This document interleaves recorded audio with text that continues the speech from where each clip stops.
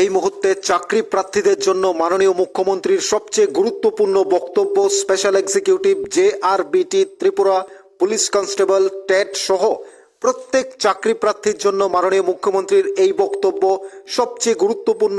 আজ মাননীয় মুখ্যমন্ত্রী বিশেষ আপডেট দিয়েছেন সমস্ত চাকরি প্রার্থীদের জন্য। শুনতে থাকুন মাননীয় মুখ্যমন্ত্রী special executive JRBT, police constable এবং সমস্ত চাকরি প্রার্থীদের উদ্দেশ্যে তিনি কি বলেছেন, আগামী দিনে বেকারত্বের জন্য কি নতুন কিছু আসছে, সমস্ত বিষয়গুলো শুনতে থাকুন। মাননীয় মুখ্যমন্ত্রী কি বলেছেন চাকরি প্রার্থীদের উদ্দেশ্যে, বেকারত্বের উদ্দেশ্যে।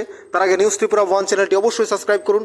মাননীয় মুখ্যমন্ত্রীর বক্তব্য শুনুন, তারপরে এই নিয়ে কিছু কথা বলবো আপনাদের সাথে। মাননীয় মুখ্যমন্ত্রী এই মুহূর্তে অত্যন্ত গুরুত্বপূর্ণ বক্তব্য রেখেছেন।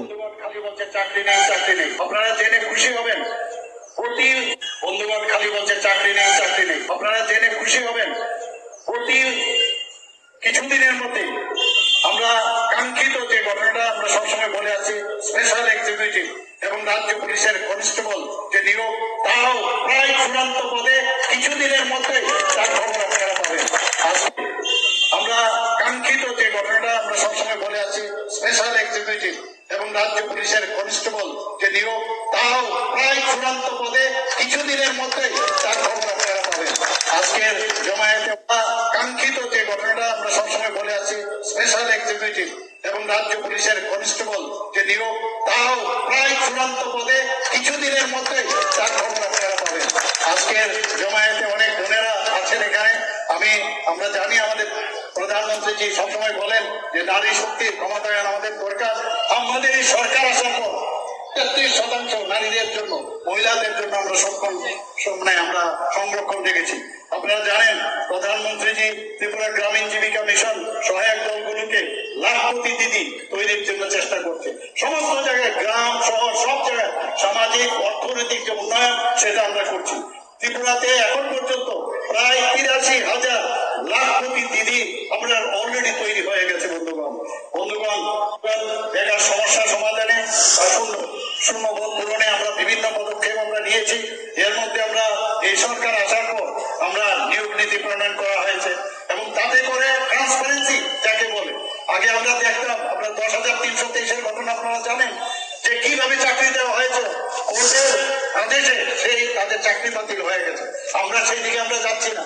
আমরা চাই প্রকৃত নিয়ম নীতি মেনে আমাদের যুবক যুবতীদের যেন চাকরি হয়, সেই দিকে আমরা কাজ করছি।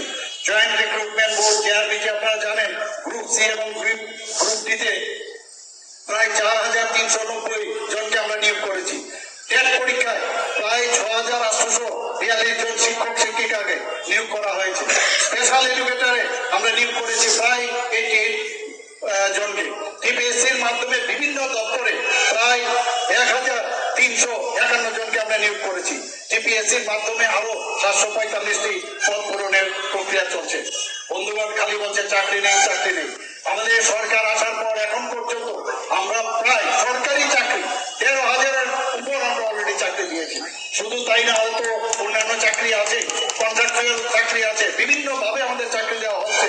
আপনারা সবাই জানেন যে 10,000 কলেজ, 10,000 আগে আমরা যে মুখ্যমন্ত্রী যুব যোগাযোগ যোজনায় 5,000 টাকা করে তাদেরকে আমরা যারা এই অর্থবর্ষে যারা কলেজ পড়ুয়া ছাত্রছাত্রী আছেন তাদেরকে আমরা 5,000 টাকা করে মোবাইল ক্রয় করার জন্য আমরা দিয়েছি। মাননীয় প্রধানমন্ত্রী কিছুদিন আগে আপনারা শুনেছেন, উনি কি বলেছেন, বাটোগে তব কাটোগে। অর্থাৎ ওই কথাই আমাদের আমরা যদি একসাথে থাকি তবেই আমরা সামনের দিকে এগিয়ে যেতে পারবো।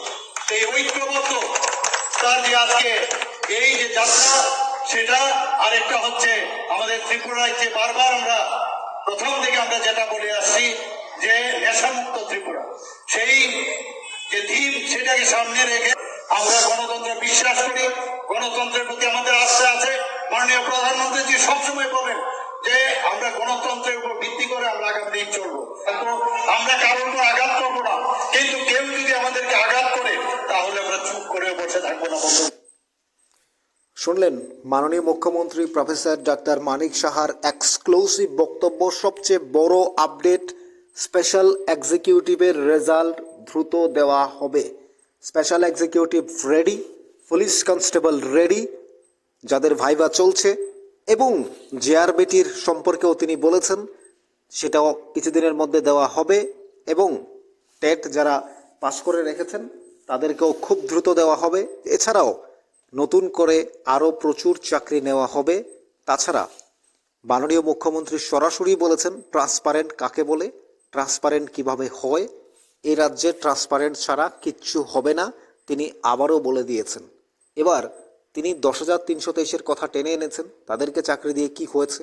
এজন্য মাননীয় মুখ্যমন্ত্রী যা চাকরি দিচ্ছেন ভেবে চিনতে সমস্ত কিছুকে মাথায় রেখে তিনি তার যে ঘোষণা, চাকরি, সমস্ত কিছু তিনি ধীরে ধীরে দিচ্ছেন। আমরা ধৈর্য ধরতে পারছি না, হতাশায় ভুগছি। আমাদের মধ্যে, বেকারদের মধ্যে হতাশা, চিন্তা গ্রাস করছে। যারা চাকরি প্রার্থী তারাও চিন্তিত, কেননা প্রত্যেকটা চাকরির পর কেস হয়ে যাচ্ছে, কি হবে কি হবে। কিন্তু দেখা যাচ্ছে কোর্টে গিয়ে যেটাই হোক না কেন, যাই হোক না কেন, স্পেশাল এক্সিকিউটিভের চাকরি প্রার্থী, জেআরবিটি এবং টেট পুলিশ কনস্টেবল প্রত্যেকের জন্য একটা সুসংবাদ, সুখবর বলা যায়। রাজ্যের মাননীয় মুখ্যমন্ত্রী তিনি দিয়েই দিলেন শেষ পর্যন্ত। 10,323-কে টেনে এনেছেন, কারণ 10,323-এর চাকরিগুলো কিভাবে গিয়েছে, কিভাবে চাকরি হয়েছে আমরা প্রত্যেকে জানি। এখনও প্রত্যেকে বলবেন যে এখনও টার্মিনেটেড লেটার দেওয়া হয়নি তাদের, তার মানে তাদের চাকরি যায়নি। এগুলো অনেক পরের বিষয়, কিন্তু চাকরি নিয়ে কি কেলেঙ্কারি হয়েছে, চাকরি নিয়ে কিভাবে কি করা হয়েছে এটা আমরা প্রত্যেকে জানি।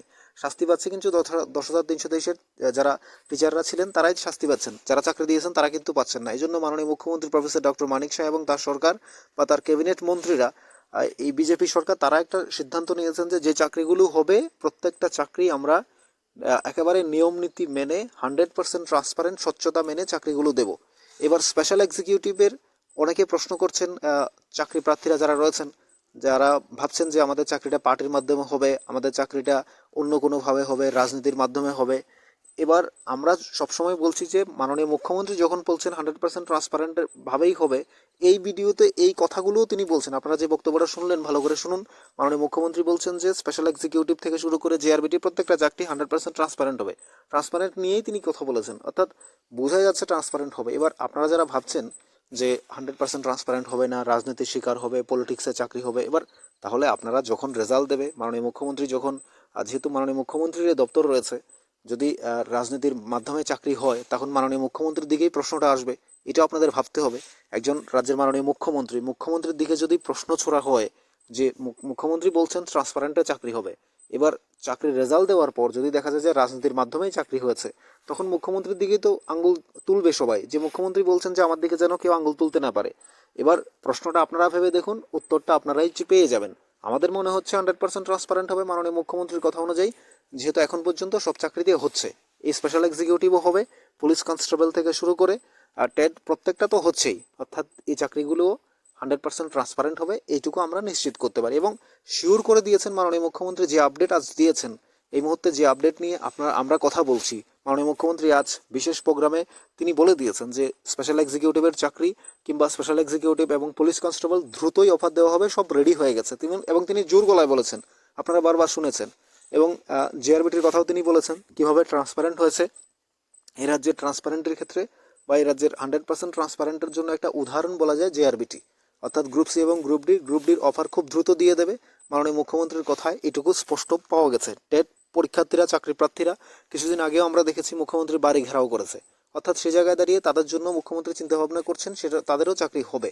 অর্থাৎ এই মুহূর্তে সবচেয়ে বড় হচ্ছে স্পেশাল এক্সিকিউটিভ, জেআরবিটি, এই দুটো হচ্ছে সবচেয়ে বিগ। কারণ গ্রুপ ডিতে 2437 জন এবং স্পেশাল এক্সিকিউটিভে 6067 জন, এই দুটো মোস্ট ইম্পর্টেন্ট। আর টেটে রয়েছেন 361 জন।